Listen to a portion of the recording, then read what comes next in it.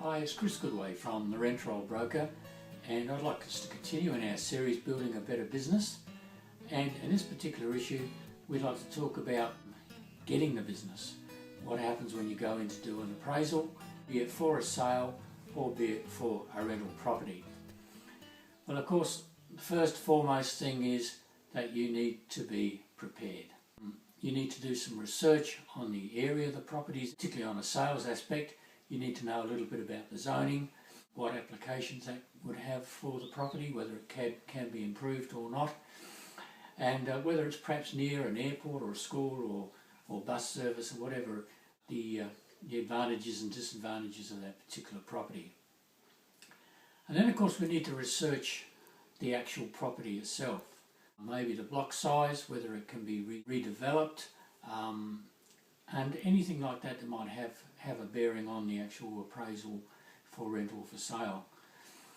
And of course, last but not least, what a lot of agents don't do is they don't check the vendor or the landlord. I always like to find out a little bit about the company I'm dealing with, and it's not hard these days using Facebook and LinkedIn and things like that to find out a little bit about your client even before you roll up on the doorstep. And then of course you need to be prepared. You need to make sure that the listing presentation, if you're using a CMA or anything like that, that all needs to be in place ready to go. And also of course you need to make sure that any pre-listing information that you would send out has been sent out beforehand. And then there's the presentation of yourself.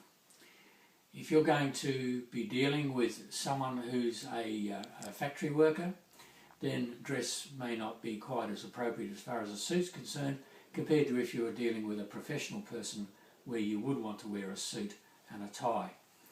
And the type of car you drive may also be dictated by the type of area that you work in. If you're in an area where everyone drives Holdens and Fords, then drive a Holden or a Ford. If you're in an area where everyone's got BMWs or Mercedes, then you need to drive one of those as well. If you can do this, then I'm sure you'll get more and more repeat business and develop and build your business as you go. Thanks for listening. I've been Chris Goodway from the Appraisal Broker. If you'd like to talk to us about anything, please feel free to contact us at any time. Thank you.